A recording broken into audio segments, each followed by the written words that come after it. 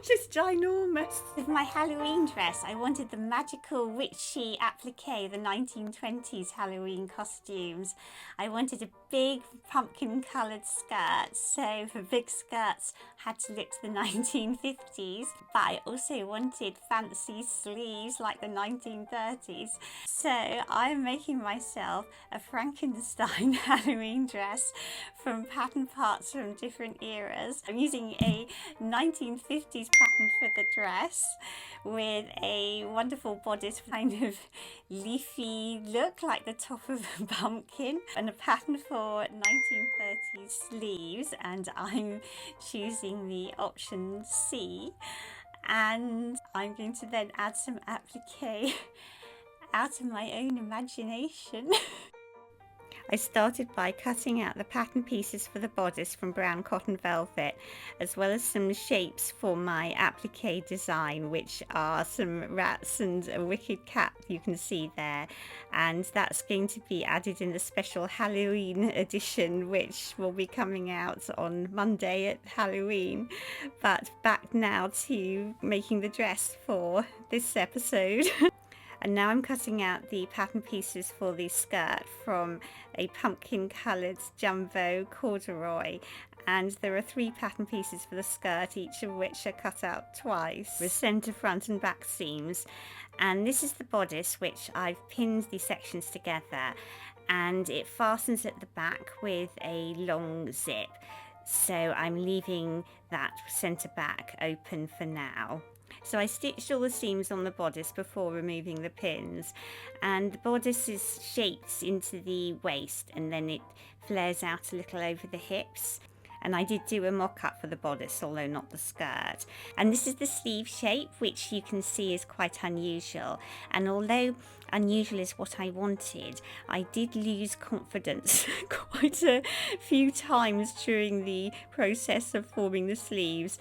And back to the bodice, and it's all stitched together as you can see, and I'm just putting the facing in place. The facing has, as you can see, 2 seams, and it joins around the centre front and around the back there, as you can see, where the back just like dips down into a little V to meet the zip. And then I stitched the seams of the skirt together, and it was quite difficult actually. You can see how it's going to fit onto the bodice, but it was quite difficult remembering which was the front, which was the side and which was the back piece, because the pieces were so huge. I did try marking them with different coloured pins, and then I turned the facing on the bodice over to the wrong side and turned under, and then slip stitched it in place. I'd had pinked along the edges because the brown cotton velvet really molted, not as badly as pixie molts, but still pretty molty. Lots of little bits of kind of brown fur everywhere to join the black and white dog hairs. And just to show you how simple it looks to join the bodice and the skirt in the pattern, this is the reality. The skirt was so huge, and even at the top it all sort of spread out. I found the sleeves quite confusing too. So as you can see from the diagram, the widest part is at the base of the sleeve, where they rise up to form a little kind of triangle at the cuff. So I'm just turning the right side out, and I gathered the top of the sleeve and the cuff area, and then this is the cuff, which is going to be attached around the lower edge of the sleeve, which is the kind of full part. So I'm just going to add the cuffs to the lower edge of the sleeve. You can see that's the design I'm going for. And I've ironed on some fusible interfacing to that cuff, and then it's turned to the wrong side and slip stitched into position, and that's what it looks like. And then I turn it right side out, and this is what the sleeves look like. and I didn't feel very confident about them. Look at that shape.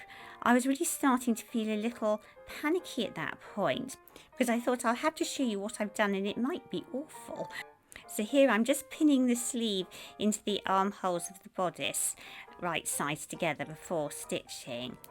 And then I pinned the bodice to the skirt, and by a miracle it all seemed to actually fit together all right, although I was still feeling far from confident with so much orange fabric. But here it is, and I can't tell you the relief. Not just that it actually does look how I envisaged, but that it actually looks like a dress at all.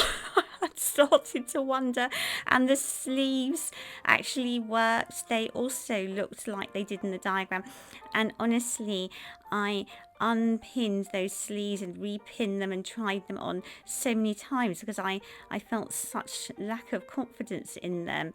But actually, once they're set into the armholes, obviously I was really careful about the positioning. They do actually work. And this massive skirt, I have to tell you, was supposed to be completely interfaced, and I actually thought I can't really face having a skirt that's huge, which is also completely literally completely lined and interfacing. You can see how completely massive it is, and I know I wanted a big orange pumpkin skirt, and I'm actually quite happy with this.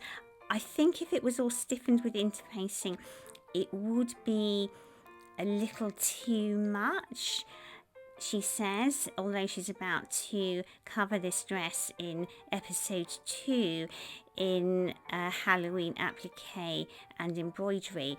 I was about to say that I didn't want to stand out too much by having an enormous skirt, but instead I'll stand out by having a big orange skirt covered in Halloween appliqué.